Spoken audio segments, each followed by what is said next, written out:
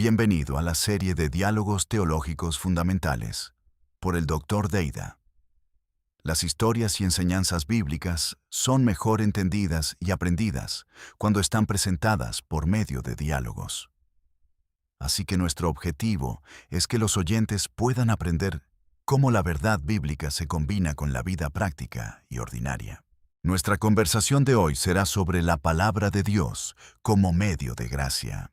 Cuando hablamos de formación espiritual, normalmente pensamos en oración, ayuno, adoración, comunión y otras disciplinas. Pero quisiera entender mejor el lugar que ocupa la Biblia. Es una excelente pregunta. En la tradición arminiana wesleyana, la palabra de Dios ocupa un lugar fundamental porque entendemos la Escritura como uno de los medios de gracia mediante los cuales Dios obra en la vida del creyente. ¿Quiere decir que simplemente leer la Biblia es recibir gracia? No exactamente. Tenemos que hacer una distinción importante. La Biblia no funciona como una fórmula mágica. No pensamos, si leo 5 capítulos, automáticamente recibiré más gracia. Entonces, ¿qué significa que la Biblia sea un medio de gracia? Significa que Dios utiliza su palabra mediante la obra del Espíritu Santo para comunicarnos su verdad, confrontarnos, llamarnos a la fe, corregirnos, fortalecernos y transformarnos. Entonces la palabra es un instrumento que Dios utiliza para formar nuestra vida. Exactamente. Y podríamos resumir nuestro estudio con esta proposición. Cuando nos acercamos a la palabra con fe, apertura y obediencia, Dios utiliza las Escrituras como medio de gracia para estabilizar nuestra vida, transformar nuestro carácter y hacernos crecer en santidad. La palabra como fuerza estabilizadora. Comencemos entonces con la primera idea. La Biblia como fuerza estabilizadora. Vivimos en un mundo inestable. Cambian las circunstancias, las relaciones, la economía, nuestros planes e incluso nuestras emociones. Y muchas veces nuestra vida espiritual cambia junto con nuestras circunstancias. Exactamente. Cuando todo está bien, decimos, Dios es bueno. Pero cuando llega una crisis, podemos comenzar a preguntarnos, ¿dónde está Dios? Entonces necesitamos algo que permanezca firme. Así es, Jesús habló de esto en Mateo 7:24. El que oye estas palabras y las hace, le compararé a un hombre prudente que edificó su casa sobre la roca. La roca representa la enseñanza de Jesús. Correcto. Observa algo importante. Jesús no dijo que la persona que construye sobre la roca nunca enfrentará tormentas. La tormenta llega de todas maneras. Exactamente. La diferencia no está en la ausencia de tormentas, sino en el fundamento. Entonces, la formación espiritual no significa que nunca tendremos problemas. No. Significa que los problemas no tienen que destruir nuestro fundamento espiritual. La palabra nos da dirección. ¿Cómo nos estabiliza específicamente la Biblia? Primero, nos da dirección. Salmo 119, 105 dice, Lámpara es a mis pies tu palabra y lumbrera a mi camino. Eso significa que la Biblia nos ayuda a saber cómo caminar. Sí, cuando no sabemos qué hacer, la palabra nos proporciona principios para discernir. Podemos preguntarnos, ¿qué debo hacer? ¿Cómo debo responder? ¿Debo perdonar? ¿Cómo debo tratar a esta persona? ¿Qué decisión honra a Dios? Exactamente, la palabra se convierte en una referencia para nuestro discernimiento. La palabra nos recuerda quién es Dios. ¿Y qué ocurre cuando estamos pasando por una crisis? Podemos comenzar a interpretar a Dios según nuestras circunstancias. Por eso necesitamos que la Escritura nos recuerde quién es Dios. Job perdió muchas cosas, pero no perdió su relación con Dios. Pablo estuvo preso, pero siguió sirviendo, y David enfrentó enemigos, pero continuó confiando en Dios. Entonces, la Biblia nos recuerda que Dios no cambia, aunque nuestra situación cambie. Esa es una de las grandes funciones estabilizadoras de la palabra. La palabra también nos confronta. Pero normalmente pensamos que la Biblia nos estabiliza porque nos consuela. Sí, pero la Biblia hace algo más. También nos confronta, eso también es gracia.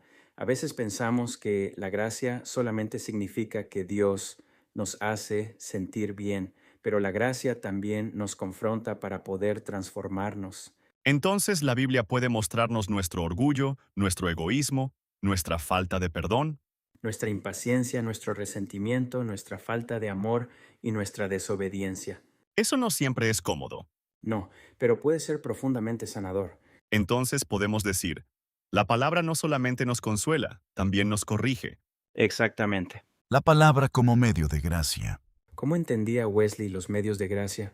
Wesley entendía que existen prácticas mediante las cuales Dios comunica y fortalece su gracia en nuestras vidas. Como la oración y la cena del Señor. También la lectura y meditación de las Escrituras, el ayuno, la comunión cristiana, la adoración y las obras de misericordia. Entonces la Biblia está dentro de esa estructura de formación espiritual. Exactamente. Pero quiero regresar a la pregunta anterior. ¿La práctica produce automáticamente la gracia? Esa es una distinción fundamental. Nos coloca en una postura de apertura y respuesta ante la gracia de Dios. Es decir, Dios es quien inicia, pero nosotros tenemos que responder. Exactamente. Esa es una característica fundamental de la perspectiva arminiana wesleyana. Dios inicia por su gracia, Dios capacita por su gracia, pero Dios no elimina nuestra responsabilidad de responder a esa gracia. La palabra implantada. ¿Hay algún texto que explique esto? Santiago 1:21 dice, Recibid con mansedumbre la palabra implantada, la cual puede salvar vuestras almas. Me llama la atención la expresión palabra implantada, como una semilla. Santiago utiliza una imagen agrícola. La palabra entra en nuestra vida como una semilla. Pero una semilla necesita tierra, y agua, cuidado y tiempo. Entonces no basta con escuchar. Correcto. La palabra debe ser recibida, meditada, creída, obedecida, vivida. Ahí aparece nuevamente la responsabilidad humana. La gracia no nos convierte en personas pasivas. La gracia nos capacita para responder. La palabra y el Espíritu Santo. ¿Qué relación existe entre la Biblia y el Espíritu Santo? Una relación inseparable en la formación espiritual. ¿Podemos decir que el Espíritu Santo ilumina la palabra? Sí, el Espíritu nos ayuda a comprender y aplicar la verdad de Dios. Entonces tenemos algo así. Palabra más espíritu, más respuesta humana. La palabra revela la verdad. El Espíritu Santo ilumina y aplica esa verdad. Y nosotros respondemos mediante fe y obediencia. Exactamente. Entonces no debemos separar la Biblia del Espíritu. Ni debemos hablar del Espíritu de una manera que contradiga la Escritura. La palabra nos conduce a Cristo. Hay otra pregunta que considero importante. ¿Cuál es el centro de nuestra lectura bíblica? Jesucristo. Jesús dijo en Juan 5:39, Escudriñad las Escrituras, ellas son las que dan testimonio de mí. Entonces, leer la Biblia no es solamente estudiar personajes, acontecimientos y doctrinas. Podemos saber quién fue Abraham, conocer la historia de Israel y memorizar muchos versículos y todavía no permitir que Cristo transforme nuestro corazón. Entonces el objetivo de la lectura bíblica es más profundo que adquirir información. Mucho más profundo. No leemos solamente para saber más acerca de Dios. Leemos para conocer a Dios, seguir a Cristo y ser transformados a su semejanza. La palabra para el crecimiento personal. Llegamos al tercer tema. La Biblia para el crecimiento personal. Santiago 1:22 dice, pero sed hacedores de la palabra y no tan solamente oidores. Esa es una advertencia fuerte. Porque podemos tener mucho conocimiento bíblico sin experimentar mucha transformación. Podemos conocer la doctrina del amor y no amar. Podemos estudiar el perdón y no perdonar. Podemos predicar sobre la humildad y vivir con orgullo. Entonces existe una diferencia entre conocimiento bíblico y formación espiritual. Una diferencia enorme. La información bíblica llena la mente, la formación espiritual transforma la persona. La palabra forma nuestro pensamiento. ¿Cómo comienza esa transformación? Romanos 12:2 habla de la renovación del entendimiento. Entonces, la palabra cambia nuestra manera de pensar. La Biblia transforma nuestra visión de Dios, nosotros mismos, otras personas, el pecado, el sufrimiento, el dinero, el éxito, el servicio y el futuro.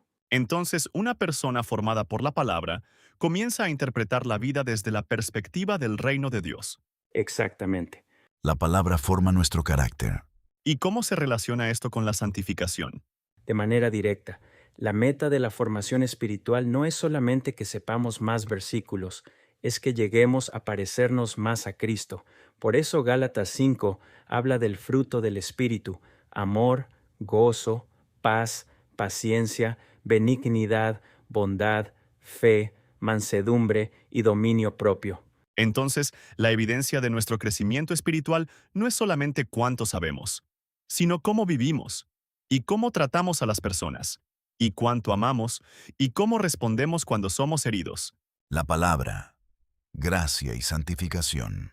Aquí quisiera que hagamos una conexión específicamente wesleyana. ¿Cómo participa la palabra en la santificación?